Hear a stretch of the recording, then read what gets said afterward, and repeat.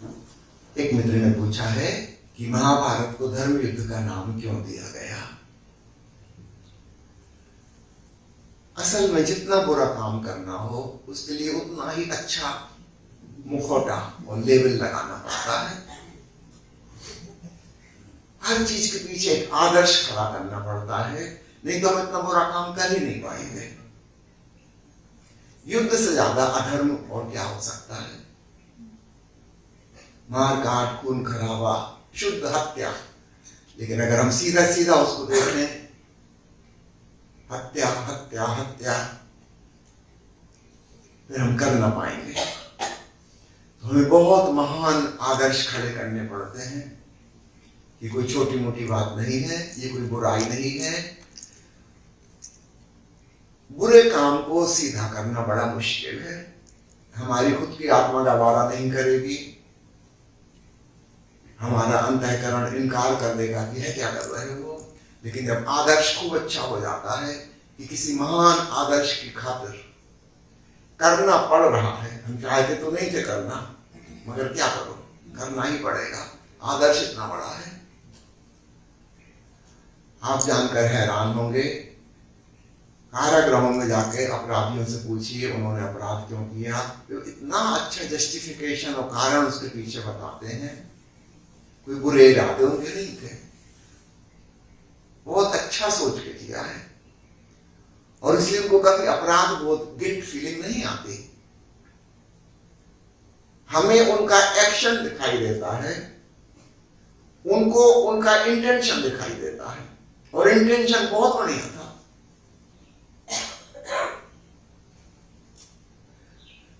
तो छोटे तल पर हो व्यक्तिगत अपराध, चाहे बड़े तल पर हो, सामाजिक तल पर, राष्ट्रीय तल पर, अंतरराष्ट्रीय तल पर,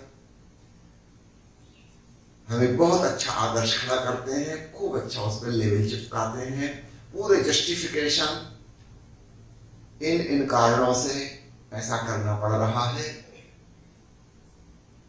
ताकि दूसरा भी हमें गालियां ना दे और हम अपनी नजरों में भी श्रेष्ठ बने रहें।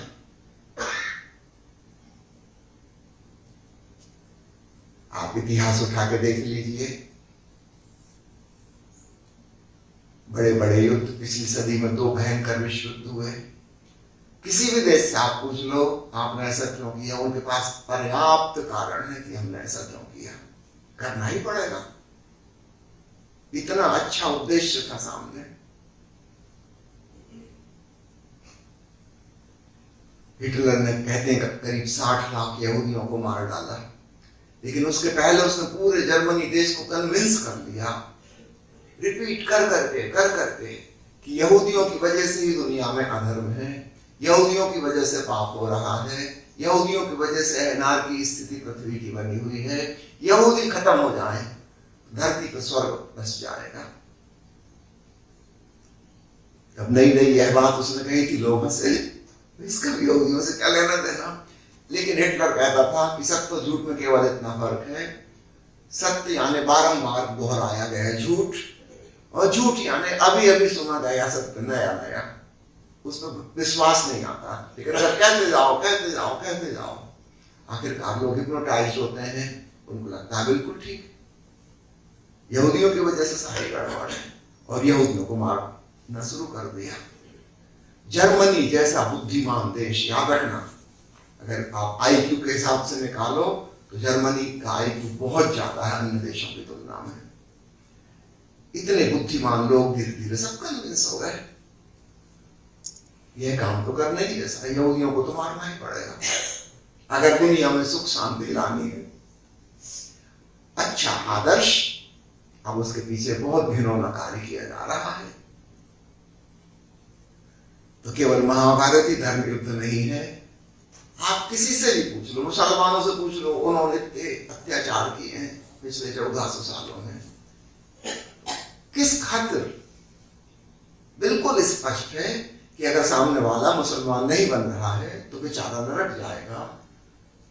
अगर मुसलमान बन जाएगा तो ये भी स्वर्ग जाएगा, और अगर मार काट करनी पड़ती है तो भी इसका भी भला है, मर के स्वर्ग जाएगा, और जिसने मारा है वो भी स्वर्ग जाएगा। दोनों की जन्नत में सीट बुक हो गई, तो गलत तो कुछ हुआ ही नहीं। अगर आप मर गए दूसरे का धर्मांतरण करवाते हुए, तो आपकी तो पक्का है स्वर्ग, पूरे इंतजार कर रहे हैं। और इस बेचारे का भी भला किया, नहीं तो काफिर रह के जिंदा रहता तो पापी की जीवनी जीता, नरक जाता। बहुत अच्छा आदर्श है। सबको स्वर्ग भेजने के लिए करोड़ों लोगों की जानें ले ली गई हैं। वही काम ईसाइयों ने किया है। अकेले एक ईसाई हिटलर का उदाहरण ही पर्याप्त है, क्योंकि वो नई घटना है, हमें पता है अतीत में क्या क्या वो करते रहे भगवान जाने।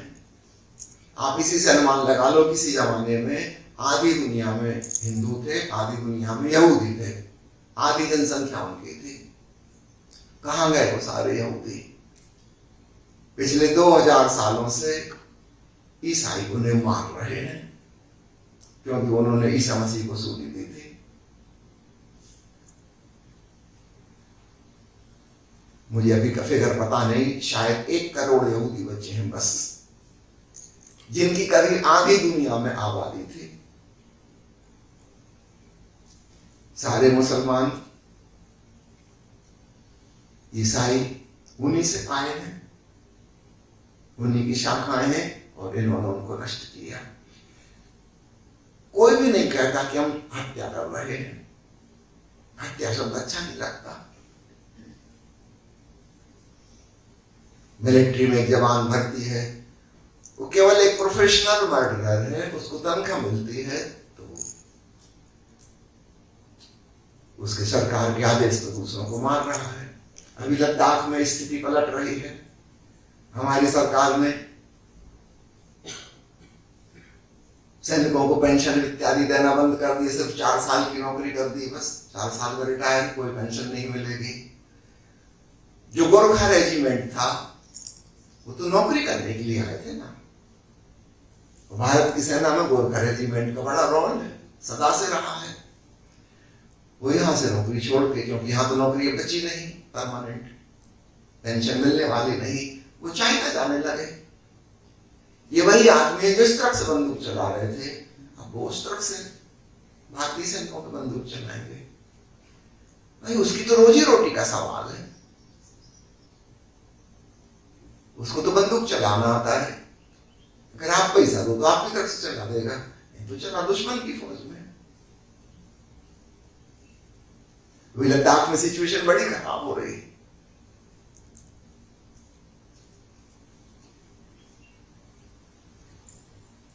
गोरखा रेजिमेंट धीरे धीरे शिफ्ट हो रहा है चाइना की तरफ।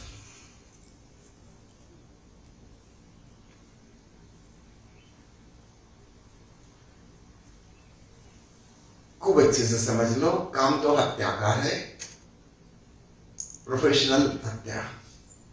लेकिन हम ऐसा नहीं कहते, हम उसके साथ देशभक्ति, राष्ट्रभक्ति, भारत माता, झंडा, पता नहीं क्या क्या जोड़ देते हैं, सैनिक को हिप्नोटाइज कर देते हैं। ये मरना मारना नहीं है, देश की रक्षा का सवाल है, भारत माता की इज्जत का सवाल है। और सैनिकों की बुद्धि कुंद कर देते हैं, लेफ्ट राइट कराते कराते सोच विचार उनके अंदर ना बचे। जब कहा जाए बंदूक चलाओ तो चला दें, बम गिरा दो गिरा दें। इस आदमी ने हिरोशिमा नागासाकी पर बम गिराया, दूसरे दिन सुबह उसका इंटरव्यू लिया पत्रकारों ने। उसने बताया कि मैं बम गिरा के आया, आके मैंने खाना खाया, बच्चों के संग थोड़ी देर खेला, पत्नी को प्रेम किया और चैन की नींद सोया, मैंने अपनी ड्यूटी पूरी की है। पत्रकारों का तुम्हें पता है 1 लाख आदमी दोनों शहरों के राख हो गए। उसने कहा that is not my concern, मुझे जो आदेश दिया गया था मैंने किया। ड्यूटी, कर्तव्य, आदेश, आज्ञाकारिता, बड़े अच्छे शब्द हैं। इनके पीछे 2 लाख आदमियों को खाक कर दिया उसने। ये बिल्कुल छोटी सी बात है, इसकी कोई वैल्यू नहीं। सैनिक को हमने आज्ञाकारिता सिखाई है, जो कहा जाए वो करो, डिसिप्लिन, अनुशासन, कितने अच्छे नाम हैं। अगर सन्यासी की परिभाषा करनी हो तो इसका ठीक उल्टा होगा, सैनिक का उल्टा। किसी का आदेश, शासन नहीं, अपनी बुद्धि से, अपने विवेक से, अपने अंतःकरण से जीना, ये सन्यासी होगा। ओशो ने 10 आज्ञाएं दी हैं। उसमें प्रथम आज्ञा है किसी की आज्ञा नहीं मानना जब तक वह तुम्हारी ही आज्ञा ना हो। ये सन्यासी के सूत्र हैं, सैनिक से ठीक उल्टे।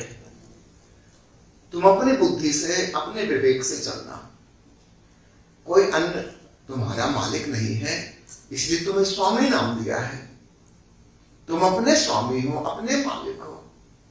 तुमने इस बात की घोषणा की है।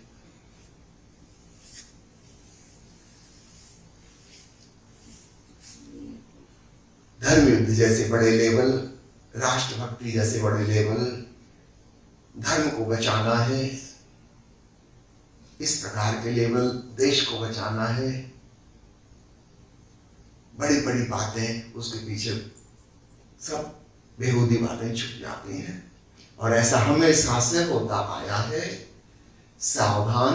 तो अपने व्यक्तिगत जीवन में भी और सामाजिक और राष्ट्रीय जीवन में भी हमें देखते रहना चाहिए, और हमारे भीतर, हमारी अंतरात्मा से हमें जो सही लगता है वही हमें करना चाहिए।